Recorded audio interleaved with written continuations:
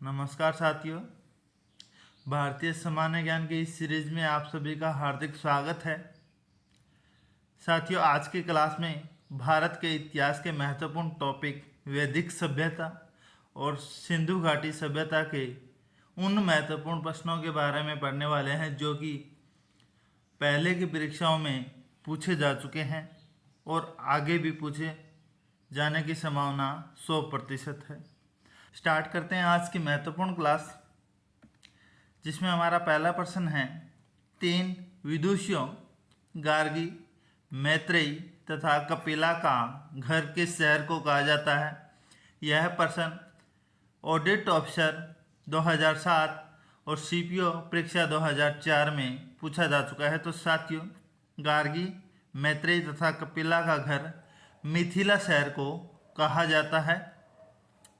अगला हमारा प्रश्न है साथियों, भारतीय दर्शन शास्त्र का सबसे महत्वपूर्ण और सबसे पुराना स्रोत कौन सा है? तो साथियों, दर्शन शास्त्र का सबसे महत्वपूर्ण और सबसे पुराना जो स्रोत है वो हमारे वेद हैं। और वेद कितने प्रकार के होते हैं? 4 प्रकार के होते हैं। यह प्रश्न असिस्टेंट ग्रेड 1998 में पूछा जा चुका है।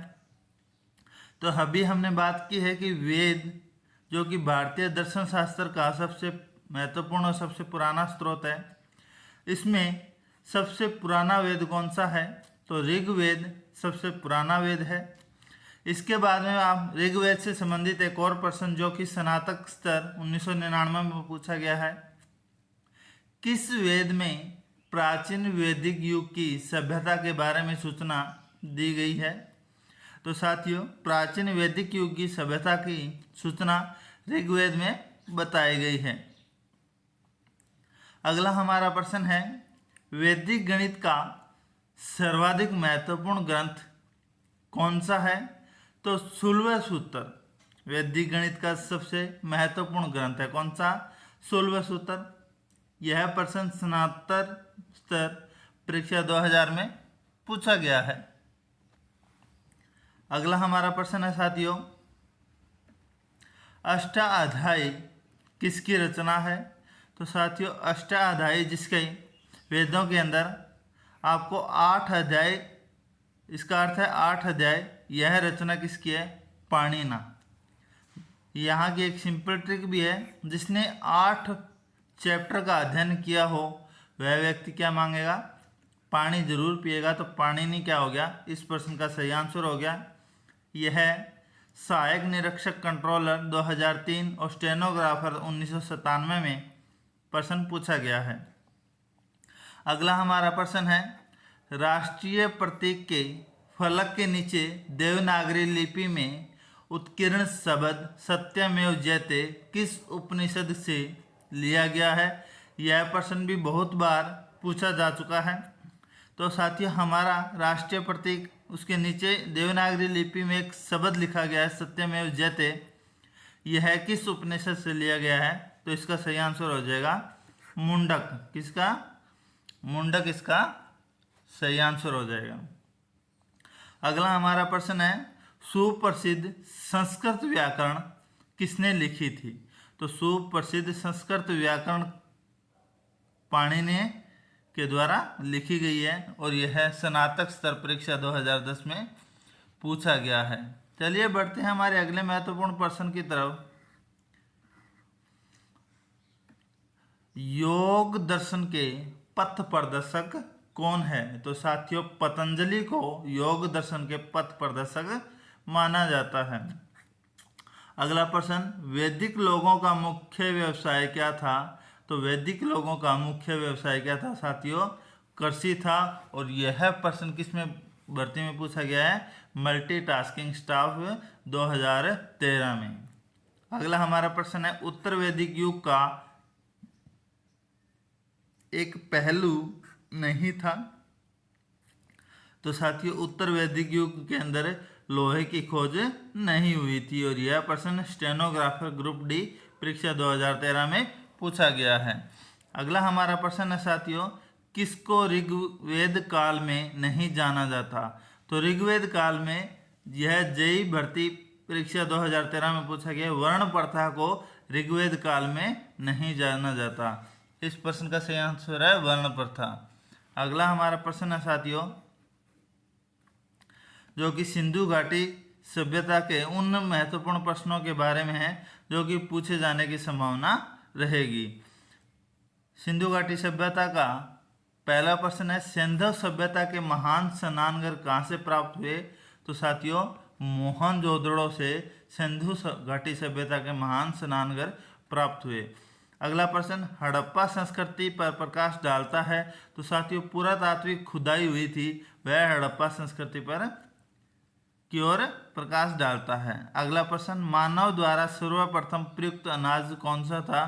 तो मानव के सिंधु घाटी सभ्यता में मानव द्वारा सर्वप्रथम जो अनाज उगाया गया था वह था या उपयोग में लिया जाता था वह कौन सा था? जो। इस प्रश्न का सही आंसर है जो। अगला प्रश्न, सिंधु घाटी सभ्यता का पतन नगर कौन सा था? तो लोथल, जो कि गुजरात में है और जिसे सिंधु घाटी सभ्यता का बंदरगाह के नाम से भी जाना जाता है, यह सिंधु घाटी सभ्यता का पतन नगर भी कहता है। अगला प्रश्न है, सिंधु सभ्यता किस काल में पड़ता है? तो आदि ऐतिहासिक काल में सिंधु घाटी सभ्यता पड़ता है। अगला हमारा प्रश्न है साथियों,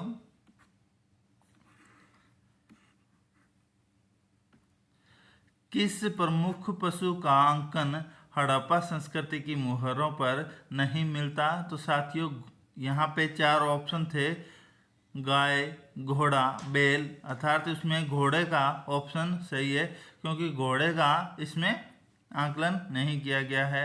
जूते हुए खेत की खोज किस सभ्यता में पाई गई थी? तो साथियों, राजस्थान के हनुमानगढ़ जिले में कालीबंगा जो सभ्यता की खोज हुई थी वहाँ पे जूते हुए खेतों के प्रमाण मिले थे। इसके अलावा सिंधु घाटी सभ्यता के अंदर जो 4 स्थल अलग अलग है, जैसे लोथल, यहाँ पे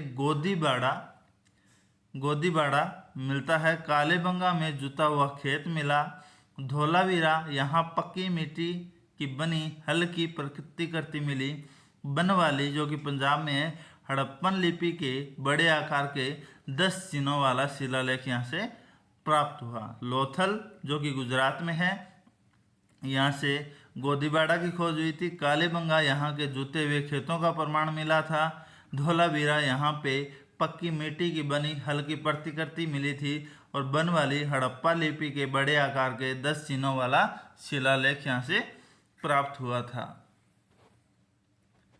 अगला हमारा प्रश्न है, हड़प्पा की उन्नत जल प्रबंधन प्रणाली का पता चलता है? तो साथियों, मोहनजोदड़ो में इसका जल प्रबंधन प्रणाली का पता चलता है। अगला प्रश्न, हड़प्पा सभ्यता की खोज कब हुई थी? तो 1922 के अंदर हड़प्पा सभ्यता की खोज हुई थी।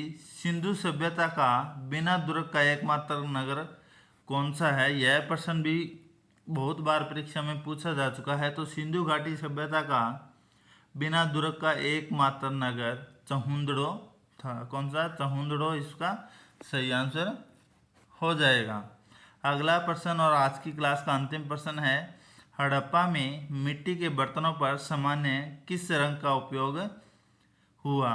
तो साथियों, हड़प्पा में मिट्टी के बर्तनों को जो पुताई की गई थी वह सदैव लाल रंग की मिली थी। और आज की महत्वपूर्ण क्लास जिसमें वैदिक सभ्यता के 20 तथा सिंधु घाटी सभ्यता के 15 प्रश्नों को जोड़ा है। अगर आपको वीडियो अच्छी लगे तो मेरी वीडियो को लाइक, शेयर और कमेंट करके बताएं भी अगला वीडियो किस टॉपिक पर होना चाहिए। आज के लिए इतना ही साथियों, धन्यवाद।